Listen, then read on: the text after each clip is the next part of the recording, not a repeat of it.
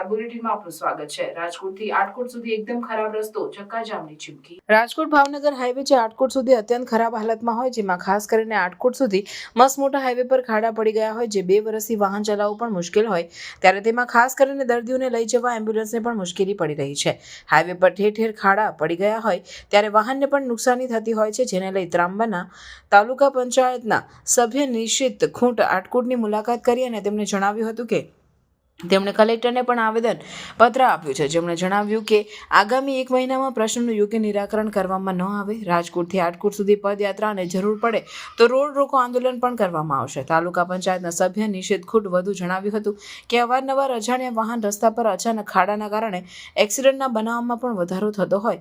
છેલ્લા 2 વર્ષથી વારંવાર રજૂઆત કરતા એક જ જવાબ મળે છે કે રાજકોટ ભાવનગર હાઈવે રિફેન્સિંગ કામનું ટેન્ડર પ્રક્રિયામાં છે। આવા જવાબ છેલ્લા 2 વર્ષથી સાંભળીએ છીએ, પણ વારંવાર રજૂઆત કરવા છતાં હજુ સુધી આનો કોઈ નિરાકરણ કરવામાં આવેલ નથી। 2 વર્ષથી સાંભળીએ છીએ, હજુ સુધી આ રોડનો કોઈ નિરાકરણ લાવવામાં આવ્યું નથી। બહુ ખરાબ થઈ ગઈ છે, નકરા ખાડા જ છે। આ મારી એક કારની પાછલી વ્હીલ પ્લેટ આવીને એ નીકળી ગઈ છે, બરાબર। અને ખાડા એટલા આવે છે કે આપણે વ્હીલ અલાઇનમેન્ટ મહિનામાં કરાવવું, 2 મહિના કરાવવું પડે, 6 મહિના કરાવીએ તો હાલતો હોય, પણ આ રસ્તા એવા થઈ ગયા હાવ બેસુમાર કે એમાં કાંઈ હાલતું જ નથી। વારે ઘડીએ આમાં ખર્ચો આવી, આ ખર્ચામાંથી આપણે પછી ક્યારે બહાર નીકળીએ? શું કહેશો સરકારને? ખાલી એટલે આપણે એટલું કહેવાનું કે વહેલી તકે આની મરામત કરાવો, તો આ જે બીજા નાગરિકો છે એને નુકસાન થતું બંધ થાય। પણ આ ગાડી તમારી હાલતી ઓછી ને એમાં નુકસાન વધારે થતું જાય। મારું નામ વિનોદભાઈ જાપડિયા, જસદણ તાલુકા મહામંત્રી। રાજકોટ થી આટકોટ રોડ બહુ જ મોટા ખાડા પડી ગયા છે, રસ્તો હાવ બેકાર થઈ ગયો છે। આઈસીન દર્દીને રાજકોટ લઈ જવા હોય તો 2 કલાક થાય છે, કલાકનો રસ્તો છે તો 2 કલાક થાય છે, તો કઈ દર્દીને કઈ થઈ જાય રસ્તામાં તો જવાબદારી કોણ લે છે?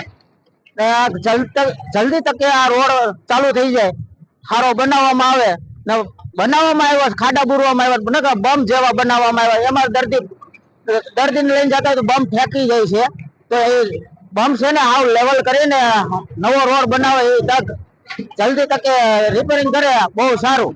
નિશિત ખૂંટ, તાલુકા પંચાયત સદસ્ય, રાજકોટ કસ્તુરબા ધામ।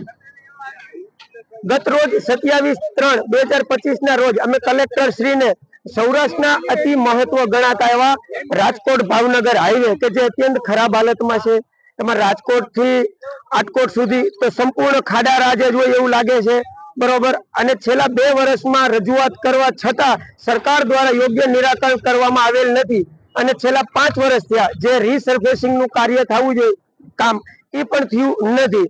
અને છેલ્લા 2 વર્ષમાં એક્સિડન્ટના અત્યંત વધારા થયા છે, નાની મોટી લોકોને ઈજા થઈ છે, અને છતાંય સરકાર શ્રી દંડમાં પડી છે।